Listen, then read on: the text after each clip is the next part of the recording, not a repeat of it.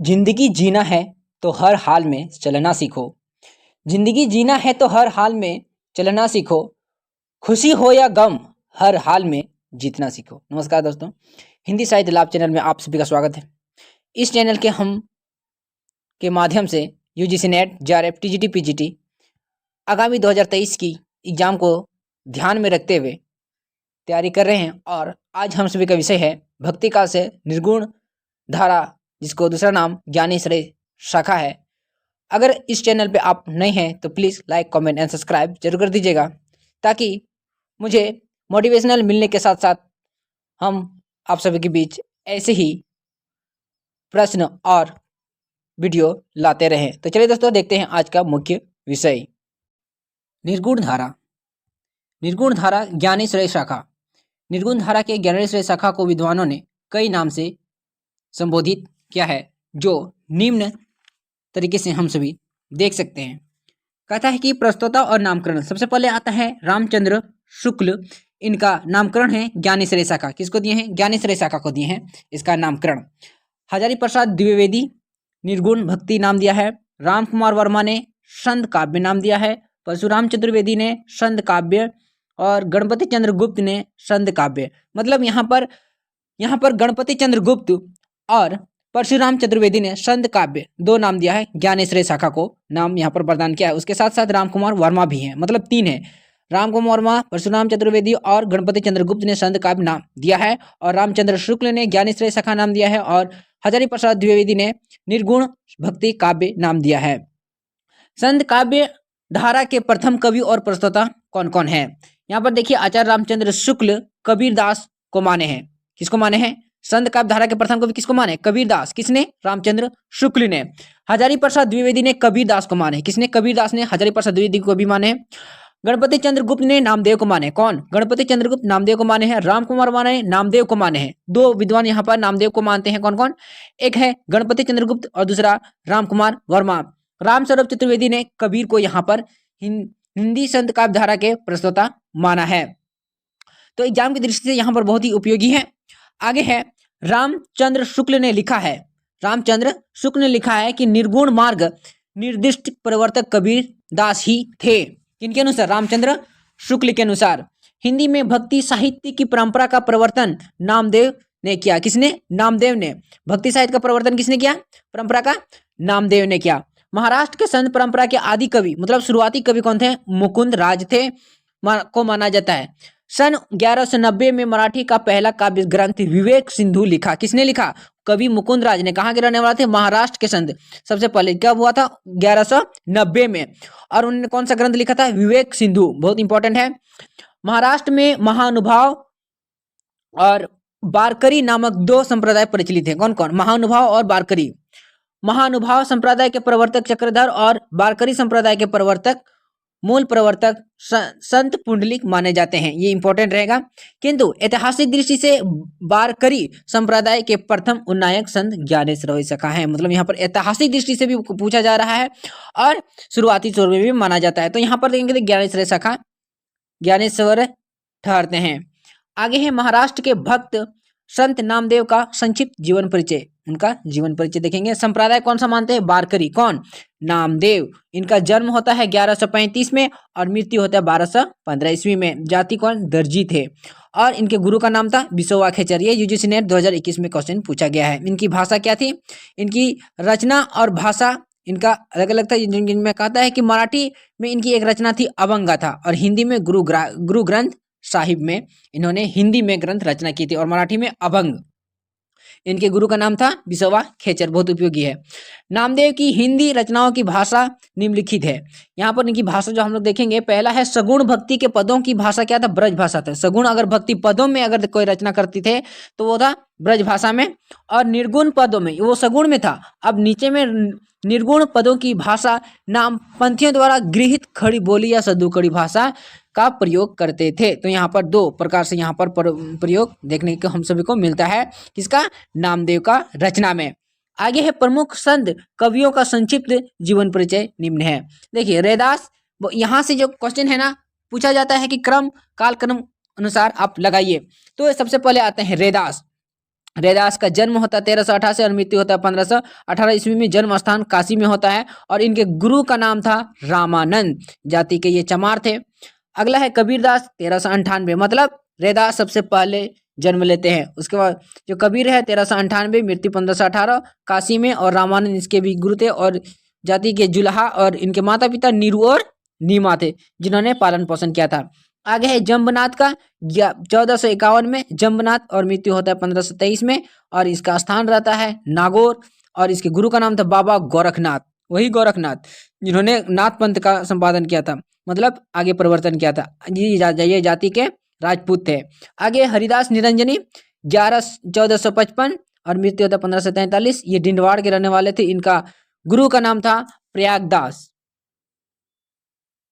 Next है गुरु नानक। इनका जन्म होता है 1469 ईस्वी में, मृत्यु 1538 में, और जन्म स्थल ननकाना रहता है। और इसका गुरु का नाम इसमें नहीं दिया हुआ है। और जाति के खत्री थे और माता पिता कालूराम और तृप्ता था। आगे है सिंगा 1519 में इनका जन्म होता है, मृत्यु 1659 में। जन्म स्थान खजूर मध्य प्रदेश में रहता है, और इनका गुरु का नाम मनरंगीर रहता है, और ये जाति के ग्वाल थे। आगे है लालदास 1540। कब? 1540 लालदास का जन्म होता है, मृत्यु 1648। ये जन्म स्थान अलवार में होते हैं, और इनके गुरु का नाम रहता है गदल चिश्ती, और ये जाति के मेव थे। आगे है दादू दयाल 1544 इसमें इनका समय रहता है, और मृत्यु 1603 में, और ये जन्म स्थान अहमदाबाद। इनके गुरु वृद्ध भगवान थे, और ये जाति के धुनिया थे। मलुकदास 1574 ईस्वी से 1682 ईस्वी ठहरते हैं। इनका स्थान रहता है इलाहाबाद। पुरुषोत्तम इनके गुरु रहते हैं, खत्री से ये इनकी जाति थे, और इनके माता पिता कौन थे? सुंदरदास। आगे है बाबा लाल 1590 1655 के बीच समय रहता है। जन्म स्थान पंजाब, और पुरुषोत्तम इनके गुरु ने दिया, क्षत्रिय जाति के क्षत्रिय थे। आगे है सुंदरदास 1596 से 1689, ये इनके गुरु थे दादू दयाल, और ये जाति के बनिया और परमानंद इसके माता पिता थे। तो यहाँ पर हम सभी देख रहे हैं कि सबसे पहले रैदास आते हैं, फिर कबीरदास, इस तरह करके हम सभी यहाँ पे देखने जाते हैं। तो लास्ट में हम सभी को जो आते हैं वो है सुंदरदास। तो हम लोग याद करने का एक तरीका अपनाएंगे जिससे हम लोग को आसानी से याद हो सके। सबसे पहले देखेंगे रैदास, ऊपर वाला 2 याद रखेंगे और नीचे वाला 2, और बीच बीच में हो सके तो 2 याद कर लेंगे। तो हम लोग निश्चित रूप से आसानी से इसको क्रम में या कालक्रम में लगा सकते हैं। तो हम लोग याद रखेंगे कम से कम ऊपर रैदास और कबीरदास का जन्म याद रखेंगे, और इसके साथ यहाँ पर सुंदरदास और बाबा लाल का, बीच में यहाँ पर लालदास और दादू दयाल का अगर हम लोग याद रख पाते हैं तो बहुत सुविधा होगी हम सभी को एग्जाम की दृष्टि से। आगे है डॉक्टर बच्चन सिंह ने लिखा है कि हिंदी भक्ति काव्य का प्रथम क्रांतिकारी पुरस्कर्ता कबीर हैं। ये भी बहुत इंपॉर्टेंट है टीजीटी पीजीटी के तरीके से। आगे है मुसलमानों के अनुसार कबीर के गुरु का नाम क्या था? सूफी फकीर शेख तकी था। किनके अनुसार? मुसलमानों के अनुसार। ये सिकंदर लोदी के पीर गुरु थे। किसके? सिकंदर लोदी के पीर गुरु थे। कबीर की वाणी का संग्रह उनके शिष्य धर्मदास ने बीजक नाम से 1464 ईस्वी में किया। किसने? बीजक इनकी रचना है। धर्मदास ने इनका मतलब इसका संग्रह किया और उसका प्रकाशन में किया। बीजक के 3 भाग किए हैं, रमेणी, सबद और सखा, जो कि कबीरदास का प्रमुख ग्रंथ है, जो तीनों को संकलन करके एक मोटे मतलब जिसको एक ग्रंथ बनाया, संग्रह किया, वो है धर्मदास ने बीजक नाम से। तब 1464 ईस्वी में कबीर ने रचनाओं में प्रयुक्त छंद एवं भाषा न्यून का प्रयोग किया है। देखिए रमेनी उनका था, उनका अर्थ रामायण। रमेनी का क्या अर्थ होता है? रामायण। प्रयुक्त छंद कौन कौन सा है? मतलब उसमें जो दोहा या छंद का प्रयोग हुआ है चौपाई और दोहा। और भाषा कौन सा है? भाषा है ब्रज भाषा और पूर्वी बोली। आगा है शब्द। शब्द का अर्थ होता है शब्द। ये गे पद है और इनकी भाषा और पूर्वी बोली है। साखी का मतलब होता है साक्षी, मतलब प्रूफ, या फिर इसका जो प्रयुक्त छंद है वो है दोहा। इसकी भाषा है राजस्थानी पंजाबी मिली खड़ी बोली में इसका रचना हुआ है। कबीरदास की भाषा को पंचमेल खिचड़ी, सद्दू कड़ी आदि के नाम से भी अभिहित किया गया है। अब देखते हैं कि कौन कौन क्या क्या इनका नाम देते हैं इनकी रचना को। आचार्य हजारी प्रसाद द्विवेदी ने कबीर को भाषा का डिक्टेटर कहा। किसने कहा? हजारी प्रसाद द्विवेदी ने। किसको कहा? इसको कबीरदास को भाषा का डिक्टेटर कहा। आगे है आचार्य रामचंद्र शुक्ल के अनुसार कबीर की वचनावली की सबसे प्राचीन प्रति 1512 ईस्वी में लिखी गई है या मिलती है। किनके अनुसार? रामचंद्र शुक्ल के अनुसार। कबीरदास की भाषा के संबंध में विद्वानों ने निम्नलिखित मत प्रस्तुत किए हैं। कौन कौन मत है? देखिए, श्याम सुंदर दास पंचमेल खिचड़ी कहते हैं, है ना, कबीर की भाषा को। पंचमेल खिचड़ी किसने? श्याम सुंदर दास। रामचंद्र शुक्ल सद्दू कड़ी भाषा कहते हैं। हजारी प्रसाद द्विवेदी भाषा के डिक्टेटर के रूप में इसको संबोधित करते हैं। कबीर की वाणियों का सबसे पुराना नमूना गुरु ग्रंथ साहिब में मिलता है। कहाँ मिलता है? गुरु ग्रंथ साहिब में मिलता है। कबीर के संबंध में महत्वपूर्ण ग्रंथ कथन अग्रंकित हैं। इसमें कोई संदेह नहीं कि कबीर ने ठीक मौके पर जनता के उस बड़े विभाग को संभाला जो नाथपंथियों ने के प्रभाव से प्रेम भाव और भक्ति रस का शून्य सूक्ष्म को पढ़ता जा रहा था। ये कथन रामचंद्र शुक्ल का कथन है जो बहुत उपयोगी है। आगे उन्होंने भारतीय ब्रह्मवाद के साथ सूफियों के भावात्मक रहस्यवाद, हठयोग के साधनात्मक रहस्यवाद और वैष्णव के अहिंसावाद तथा प्रगतिवाद को देखने को मिलता है। तो चलिए आगे वाला पेज में देखते हैं। कामेल करके अपना ग्रंथ खड़ा किया।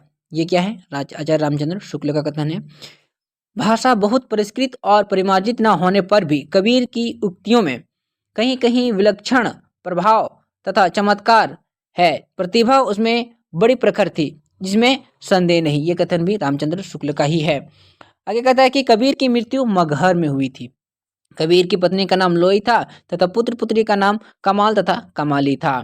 संत रविदास जिसका दूसरा नाम है मीराबाई और उदय के गुरु माने जाते हैं। ये क्वेश्चन भी पूछा गया है। मीराबाई और उदय के गुरु माने जाते हैं कौन? रैदास, मतलब रविदास, संत रविदास। रैदास के 40 पद गुरु ग्रंथ साहिब में संकलित हैं। कितने? 40। गुरु नानक देव सिख संप्रदाय के मूल प्रवर्तन एवं आदि गुरु थे। मतलब शुरुआती गुरु कौन थे? गुरु नानक, सिख संप्रदाय। गुरु नानक देव की पत्नी का नाम सुलक्षणी था तथा अपने 2 पुत्र थे, श्रीचंद और लक्ष्मीचंद। गुरु नानक देव की प्रमुख रचनाएं हैं जापूजी, असादीबार, रहीरास और सोहिला। ये उनकी बहुत इंपॉर्टेंट रचना है जो हम सबको याद रखना है, यूजीसी नेट द्वारा पूछा गया है। जापूजी, असादीबार, रहीरास और सोहिला गुरु ग्रंथ साहिब में संकलित है।